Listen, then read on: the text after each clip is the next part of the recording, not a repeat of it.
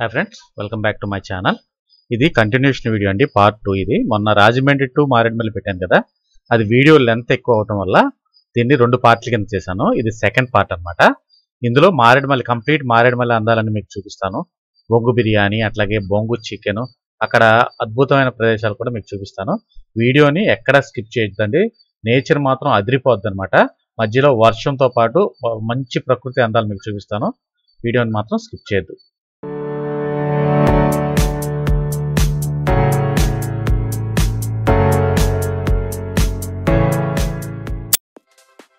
ఇప్పుడు మనం రంపచోడవరం మొత్తం చూసేసుకున్న తర్వాత మనం మారేడుమల్లి స్టార్ట్ అయ్యాం అనమాట. రంపచోడవరం నుంచి మారేడుమల్లికి 30 కిలోమీటర్ల దూరం ఉంటుంది అనమాట. ఈ మధ్యలో మాత్రం లొకేషన్స్ మాత్రం సూపర్ ఉంటాయి. ఇప్పుడు మాకు ఎండ వస్తుంది కదండి, ఈ లొకేషన్ అంతా ఇప్పుడంతా బాగానే ఉంది. చక్కగా స్టార్ట్ అయ్యాము. స్టార్ట్ అయ్యి కొద్ది దూరం వెళ్ళగానే వర్షం స్టార్ట్ అయిపోయింది. విపరీతమైన వర్షం. ఆ వర్షంలో అసలు మాకు దారి కూడా కనిపించలేదు అనమాట. చాలా భయంకరంగా ఉంది. కానీ లొకేషన్ మాత్రం చాలా అద్భుతంగా అనిపించింది. కానీ మా జర్నీ కొద్దిగా భయం అనిపించింది. అట్లానే మేము బయలుదేరి వెళ్ళిపోయాం అనమాట. మేమంటే బడ్జెట్ ఫ్రెండ్లీగా ఒక టాటా మ్యాజిక్ మాట్లాడుకున్నాం. మొత్తం 11 మంది వెళ్ళాము. 12 మంది డ్రైవర్తో కలిపి 12 మంది వెళ్ళాము. చాలా సింపుల్గా మాకు అయిపోయింది అనమాట. చూడండి ఎంత మబ్బు పట్టి చాలా విపరీతమైన వర్షం అనమాట. అక్కడికి మధ్యలో ఆగి ఫోటోలు దిగారు, వీడియోస్ తీసుకున్నాం.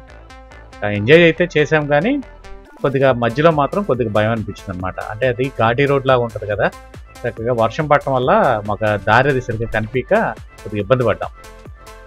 చూడండి ఎంత విపరీతంగా పడుతుందో వర్షం. చాలా బాగా పడిందండి వర్షం మాత్రం. అంటే అక్కడ రెగ్యులర్గా పడుతుందంట. రంపచోడవరమును ఆ మారేడుమల్లి మధ్యలో కంపల్సరీ రోజుకు ఒకసారైనా ఈ వర్షం అనేది మనకు పడుతుందన్నమాట. చూడండి ఇప్పుడు లైట్గా మనకు వర్షం అయితే తగ్గిందనమాట. లైట్ చినుకు పడుతుందన్నమాట. ఎందుకంటే ఇవన్నీ కొండ ప్రాంతాలు కాబట్టి ఆ మేఘాలు తగిలినప్పుడు ఆటోమేటిక్గా వర్షం అనేది తొందరగా పడుతుంది అనమాట. అక్కడ చూడండి కొండ పక్కన మీకు ఎంత పొగమంచు కనపడుతుందో, ఆ పొగమంచు అంతా ఆ కొండకి తగలగానే ఆటోమేటిక్గా అది వాటర్ కింద అయ్యి వర్షం బాగా పడుతుంది అనమాట. వాటర్ ఫాల్స్ కూడా ఎక్కువ ఉండడం కారణం ఏంటంటే ఎప్పుడు అక్కడ వర్షాలు బాగా పడతాయి అన్నమాట. దానివల్ల జలపాతాలు బాగా ఏర్పడి కొండల మేంచి కిందకి ప్రవహిస్తాయి కాబట్టి అక్కడ మంచి మంచి జలపాతాలు ఏర్పడినాయి మనకి. చూడండి దారి పొడుగుతున్న మంచి చెట్లు అనమాట. ఇరువైపులా చెట్లే, చల్లదనం చక్కగా ఉంటుంది అనమాట. ఫైనల్గా మనం మారేడుమల్లికి వచ్చామండి. చూడండి వర్షం తగ్గింది, కానీ రోడ్డు పక్కన చూసారా, అటు పక్కన ఇటు పక్కన మనకి ఈ బ్యాంబో అంటే బొంగు బిర్యానీ అంటారు కదా, బొంగు బిర్యానీ, బొంగు చికెన్, అలాగే నార్మల్ బిర్యానీస్ కూడా దొరుకుతాయి. కానీ అక్కడ ఫేమస్ ఏంటంటే బ్యాంబోస్ బాగా దొరుకుతాయి కాబట్టి బొంగు చికెన్ బాగా ఫేమస్ అనమాట. మేము దానికోసమని చాలా చోట్ల అడిగామన్నమాట. వర్షం పడటం వల్ల ఒక్కొక్కరు 1.5, 2 గంటలు, 3 గంటలు పడుతుందని చెప్పారు. ఫైనల్గా ఒక చోట ఒక ఆయన అడిగితే మా దగ్గర ఉందండి, గంట పడుతుంది అన్నారు. కానీ స్నాక్స్ అయితే ముందు ఇస్తా అన్నారు. ఒక ½ అవర్ కల్లా స్నాక్స్ ఇచ్చేస్తున్నారు.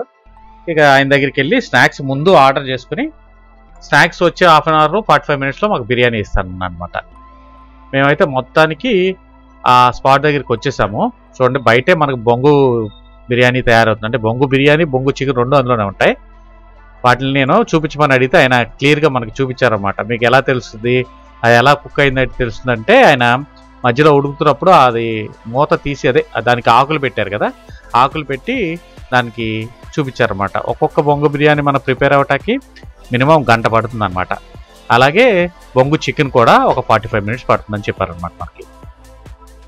చూడండి చక్కగా క్లియర్గా కనిపిస్తుందో మీకు. లోపల ఆ కుక్ అవుతున్నట్టు కూడా మీకు చూపించాను కదా, నాకు భలే హ్యాపీ అనిపించింది. అట్లాగే మీరు బొంగులో ఎలా పెడతారు అనేది అడిగాను కూడా, అది కూడా మీకు చూపిస్తానని చెప్పి, అంటే అప్పటికే కొద్దిగా రైస్ అది కలిపేయటం వల్ల కలిపేసిన రైసు చికెన్ బ్యాంబూలో వేసి చూపించారు.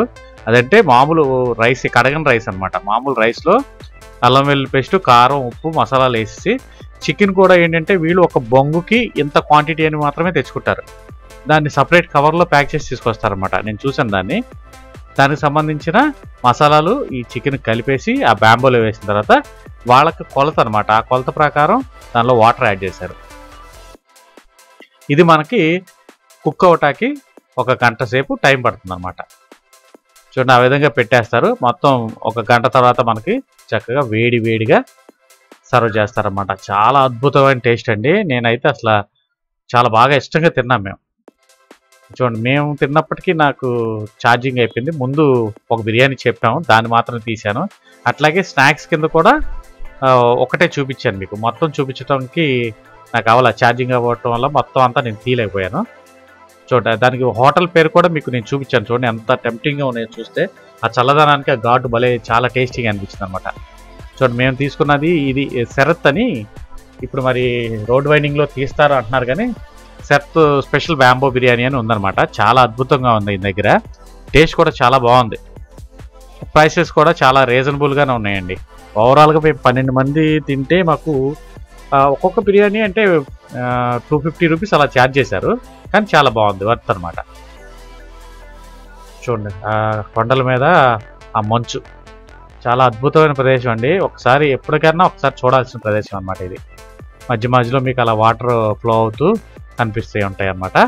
ఈ ట్రిప్ అయితే మేము ఎంజాయ్ చేసాం. కానీ ఇక్కడ ఒక డిసప్పాయింట్మెంట్ అయింది మాకు. వర్షం పడటం వల్ల అక్కడ దగ్గరలో ఉన్న వాటర్ ఫాల్స్ క్లోజ్ చేశారన్నారు. ఇక అందుకనే అక్కడి నుంచి మళ్ళీ వెనక్కి తిరిగి రాజమండ్రి వచ్చాం అనమాట. చూడండి కొన్ని ప్లేసెస్ మీకు చూపిస్తాను, ఎంజాయ్ చేయండి.